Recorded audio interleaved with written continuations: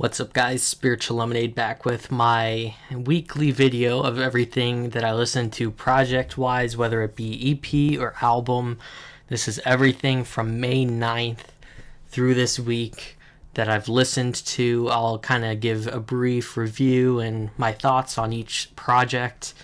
You guys probably noticed I wasn't super active this past week with reactions. I had a lot of stuff going on for my sister's graduation over the weekend, as well as a pretty important doctor's appointment that I had. My health hasn't been great, so we're trying to figure out what's going on. When the time is right, I'll probably share more about that, but for now, that's really all you guys need to know. But yeah, here's everything. I didn't stop listening to music just because I had all that going on.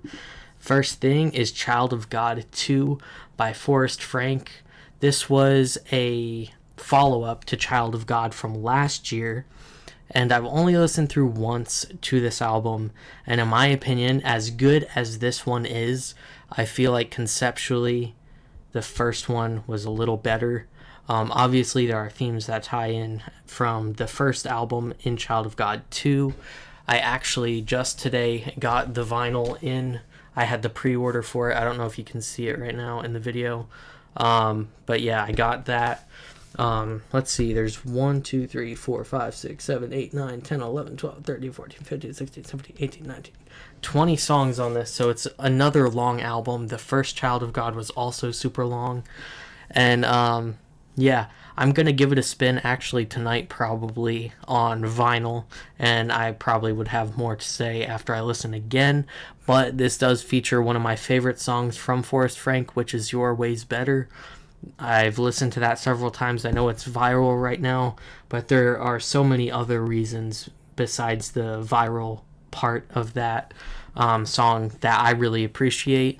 There's just a lot of stuff musically that is very interesting as well in that track. I can't really say too much other than, it was a really, really solid listen. It had Drop, the one where he was kind of rapping on that. As a follow-up, I feel like Child of God was a 4 out of 5, I think. 4.5 maybe out of 5 that I rated on Music Board.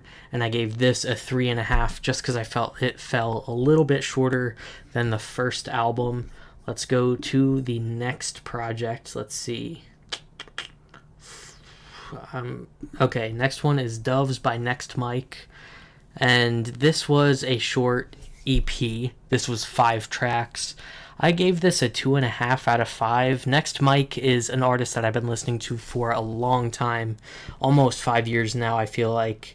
I bought a piece of merch from him in like 2020, back when COVID was going on. And I've been listening to him ever since, and I just feel like he's dropped some better quality music. Like, there were a lot of good songs on this. I mean, it's just 5 tracks, and each track wasn't technically bad. It just felt like it lacked a little more of some of the creative flows and stuff that he does. This one felt more like anthemic. The vocals also were mixed a little different, I feel like, than some of his other stuff. I just felt like it was an okay project, so I gave it a 2.5 out of 5 stars, which is like a 5 out of 10. Next album, I gotta like kind of simmer through because some of this is secular music that I listen to. Revival Starts With Me by Nat Lauren. I've never heard of her before, but she is a female rapper, Christian rapper out of Florida, and she dropped this one. It was 6 tracks. It's an EP, and again, for this one, she has a really unique voice. There is a lot of, I feel like, kind of the same voice, same flow from a lot of female rappers, but she kind of stands out to me, at least vocally. She has a very unique kind of delivery. The only reason I gave this one as well a 2.5 out of 5 is because lyrically, it's just been, we've heard all these songs before, obviously written differently, but the messages were kind of the same kind of thing that we've heard since like early 2000s Christian rap, like Lecrae, which isn't bad. Obviously, she has a more ministry-centered kind of artistry in a sense where like it is a ministry over really art, I would say, which isn't bad. It just sometimes can be a little redundant. There was a really nice feature from Jekka Soul. I don't remember how her name is pronounced, but she slid on that. Let's see. Next one is Overflow by B-Real. This was an album. B-Real, I believe, has some connection to J. Coop. J. Coop is an artist I met at Smokefest last year, and J. Coop goes absolutely crazy. We got some stuff coming soon. Not music with both of us, but we got some collabs in the works. He just moved to Nashville. But yeah, this album Overflow started off with a couple intros. There were like 2 intros to this, and again, there were a lot of really good messages, but if you look past the good messages in a lot of these songs, the flows were just pretty awkward in my opinion, and also the bars were very, very dumbed down. Like, just some of the punchlines were just, I don't know. I've heard them several times. Nothing super new on this project, but that does not negate the powerful messages that he has and talks about through this album. There are 2 J. Coop features that were probably my favorite part of this album, was just the 2 J. Coop features, if I'm being honest. But yeah, that is Overflow by B-Real. Let's see, the next one is Golden Gates University by Young Johnny D. There's only one YouTuber that has reacted to this album that I know of, and that is K-Man Raps. If you want to go listen to the full reaction, go to K-Man Raps on YouTube. And he was also featured on this album. That's why I found out about this project, is he was featured on it, so it popped up on my Spotify release radar. But I gave this album as well a 2.5 out of 5 stars. This was a very long album, almost an hour long, and it was 21 tracks. There were a lot more creative stuff going on in this, but the mix on a lot of the vocals needs some work. The vocals felt very unmixed, and also just some of the flows as well. He had a lot more creative flows, a lot more melodic kind of flows as well throughout this project. But some of it, again, the lyrics, some of them need something new, something different. It's just like a lot of the same stuff I hear all the time, which sometimes isn't bad, but for me, as I critique this kind of stuff, what stands out is the new, refreshing, like never heard before. So that's why I gave that a 2.5 out of 5. Let's see, Melancholy by Matthew Parker. See what he did there? Watermelon, collie, border collie, the dog. Matthew Parker is a Christian artist, I believe, or he's just a Christian that makes music. This album wasn't explicitly Christian, but it didn't have any cuss words in it, and I know he kind of does Christian music, so I'm going to talk about it on this. This was EDM, and it was a EP of 6 tracks, and there were, I think, 1 or 2 really short.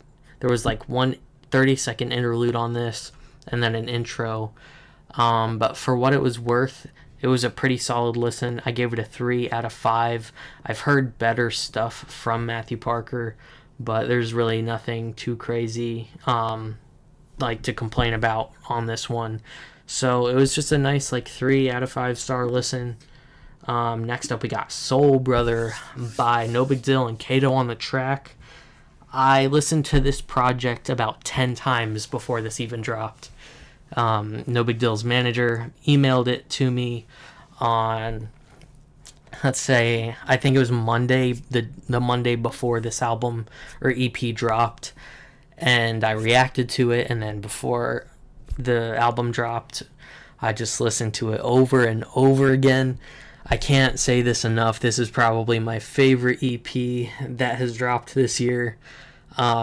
Easily a top 3 contender for EP of the year for me. This just felt like classic 2020, 2019 No Big Deal.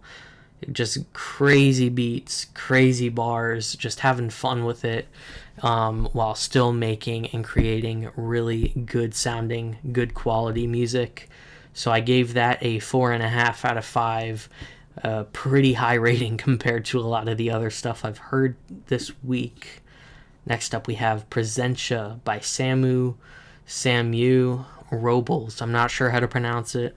I just recently heard of this artist. He is I don't even know what to describe it. I hate mislabeling foreign genres, but this is all in Spanish, I believe. And whatever kind of music that is, you can tell me in the comments. But it has a lot of good, it was very good quality vocals, very good quality instrumentation on this. Like, I don't know what he was recording on, but those vocals were crispy, super crisp. I really enjoyed at least the mix. I didn't understand any of the words, so that's kind of why I just gave it a 3 out of 5. I really don't know what he was saying on this project. I assume it's really good, but he had really good vocals and instrumentation throughout this project. So yeah, solid 3 out of 5 for that one. Next up, we got 5G by Ku on the Beat, I think is how you pronounce it. I gave this a 2.5 out of 5 stars. This was a short EP of 6 tracks as well. And it says 2022, so I'm not sure if this is just like a re-upload of something that dropped in 2022. But honestly, for me, I just feel like he's dropped better music as well. That's why it wasn't terrible. It just was kind of like pretty mid compared to some of the other stuff he's done in the past, or more recently, I should say. So there's that. We got Redbird by Whitley Casey. I've never heard of this guy before, but I believe a lot of you guys are going to start hearing more of him. He is a very underground kind of CCM country kind of vibe. He is kind of like Christian pop. You would hear this kind of stuff on the Christian radio like Way FM, or I don't know what another one would be. But Whitley is coming to Spring Hill, which is pretty much where I live. And he's coming to a coffee shop, I believe, in a couple weeks. And he's doing some songs, I think, from this album. And I saw on his Instagram, the only way to get a vinyl is if you go to shows. So I'm hoping if I can make it to the show, I hope that he's going to have the vinyl there, because that is the only way to get it. But yeah, this was a solid project as well. I gave it a 3 out of 5 stars. Again, on this one, it's obviously aimed to be on Christian radio, so the lyrics aren't anything super crazy. It's stuff that we've pretty much heard before, but I think what really kind of made it a little better, which would kind of got it from a 2.5 out of 5 to a 3, is just the creativeness outside of the writing. His vocals are really well done. The instruments are also really well done, kind of bringing in a good mix of pop, like Christian pop and Christian country. So shout out to Whitley Casey. He's on my radar now. Okay, and the last one I'm going to talk about is Post-Credit Scenes by Gable Price and Friends. I don't know if they're explicitly a Christian band, but I'm fairly confident that they are Christians themselves. So this was an EP of 4 tracks, and most of them were, I think 3 out of the 4 were live recorded on a tour that they were recently on. And I gave this a 3.5 out of 5 because it was just really good. You could tell it was a live show. You could hear the audience in most of the songs and throughout each song as well. The songwriting, really well done. I loved the lyrics and just an overall vibe. I would consider it maybe an indie singer-songwriter kind of vibe, if that helps you get an idea of what their music sounds like. But yeah, I highly recommend this one, Post-Credit Scenes by Gable Price and Friends. And that, I think, is the last one. A couple albums I've revisited. Principium by Arcadian Wild. Shout out to Isaac.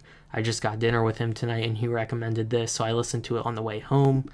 And then Hello Kizzy and Company by Not Clyde. I revisited that as well today. Gave that a 4.5 or a 4 out of 5 star. Let's see, did I give any other ones? No. That's it for this week. I hope you guys enjoyed. If there's anything I missed, let me know in the comments. I will have to catch up from whatever I didn't listen to from this week's drops. I hope you guys enjoy this kind of video. I'm going to hopefully keep doing this as long as I can and keep Thursdays kind of for this specific type of video. But yeah, thank you guys so much for watching. Go be fruitful. Let's go.